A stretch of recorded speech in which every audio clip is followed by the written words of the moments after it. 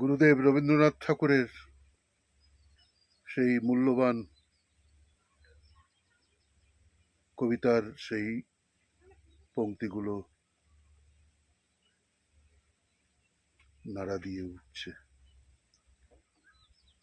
ভারতবর্ষ আমাদের দেশ, আমাদের গর্বের দেশ, ভালোবাসার দেশ।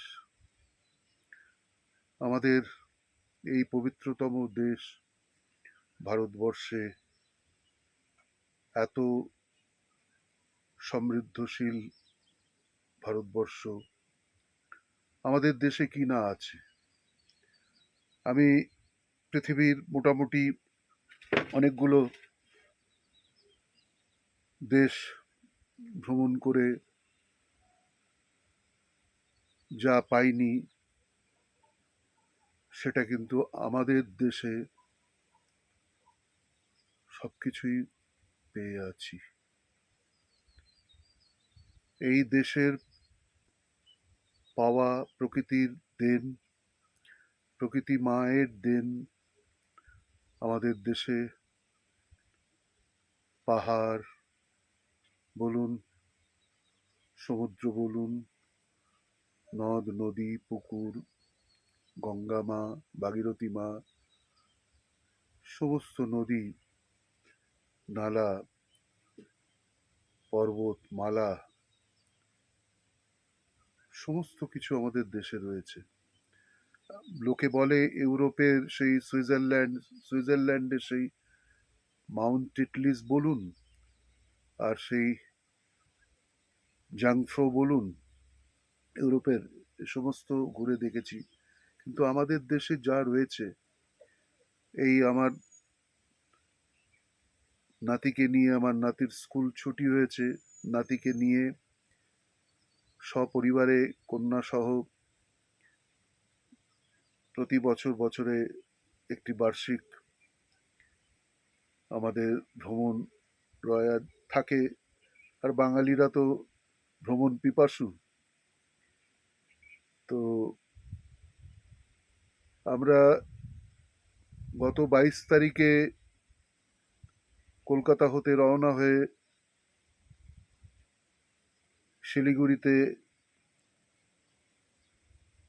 একদিন বাস, তারপর শিলিগুড়ি হতে 3 রাত্রি আমরা পেলিংয়ে কাটিয়ে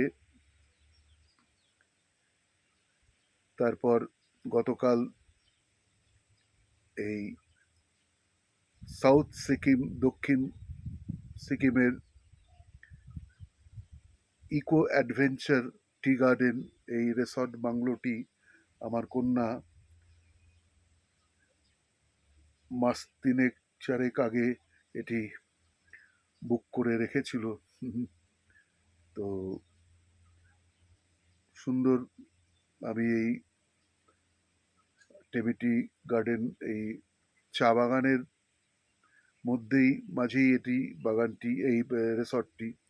এটা বহু পূর্বে ব্রিটিশদের, এখানকার যিনি সিকিমের রাজা রানী ছিলেন, তার এটি সম্ভবত এটি ফার্ম হাউস ছিল।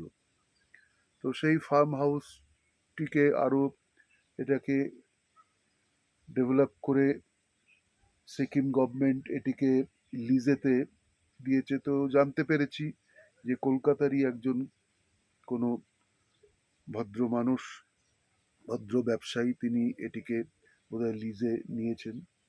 তো যাই হোক, এরকম এটি ভালোভাবে ওনারা মেনটেন করছেন। যাই হোক, একটু রেটটি বেশি।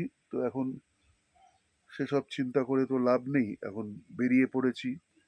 সেই তো আনন্দ উপভোগ করে যাচ্ছি। তো এই চা বাগানের ইয়েগুলো এত সুন্দর, এই যে সকালেও দেখিয়েছি।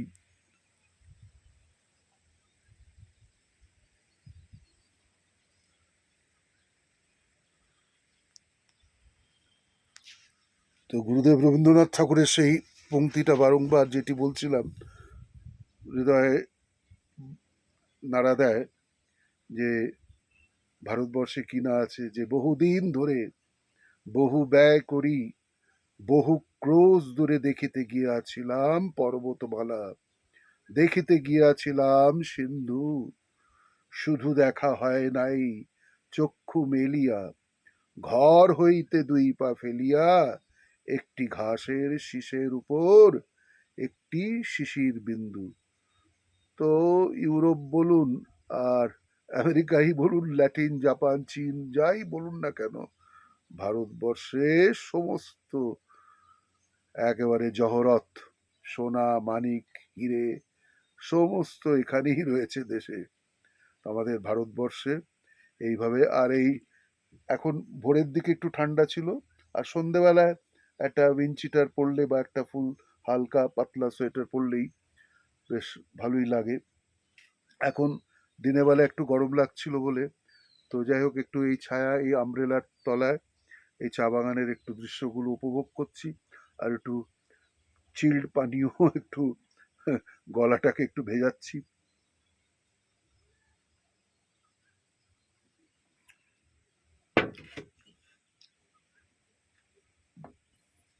তো এইভাবে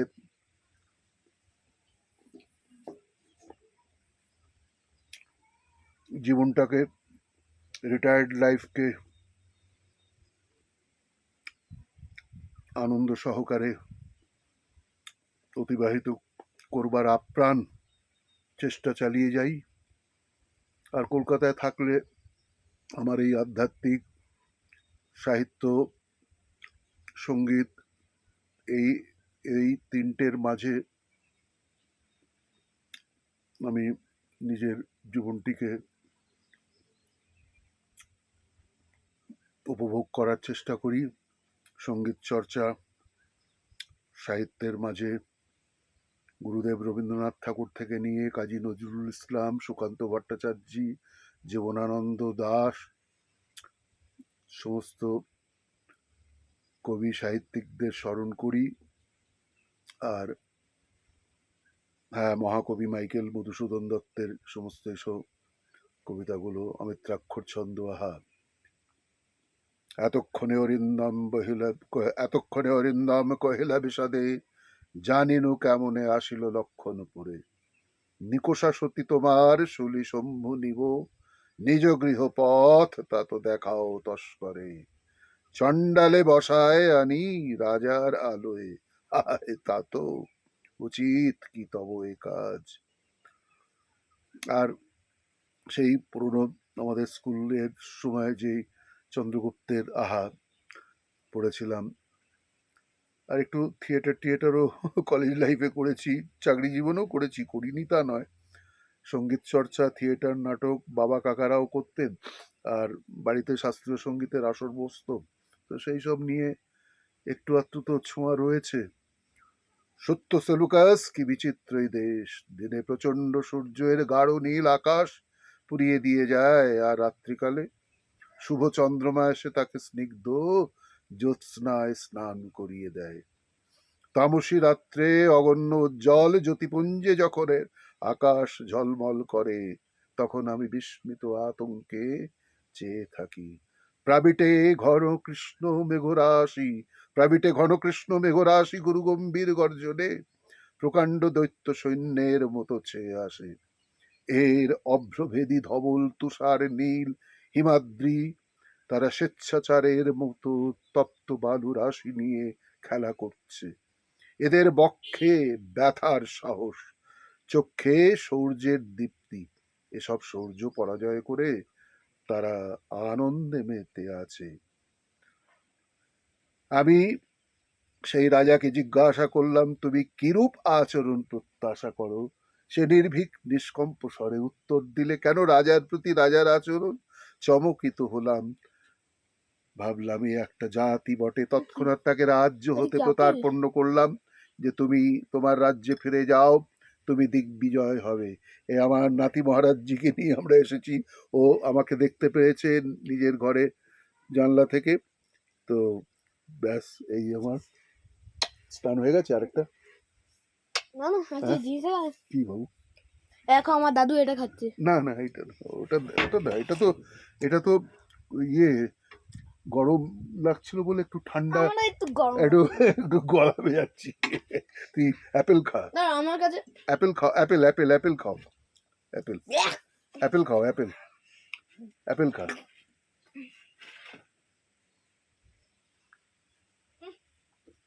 আমার নাতির সঙ্গে সব চলতে থাকে, আর ও আমার যত বন্ধু তত আমার সাথে লড়াই হয়, তবে ও আমাকে ভীষণ ভালোবাসে, তাই না? একটু কলা ভালোবাসিস খাই। কিনা বল, অত না, বলে দে, এই লাইভে বলে দে, ভালোবাসি। ভালোবাসিস। আচ্ছা একটু কবিতা একটা শুনিয়ে দাও।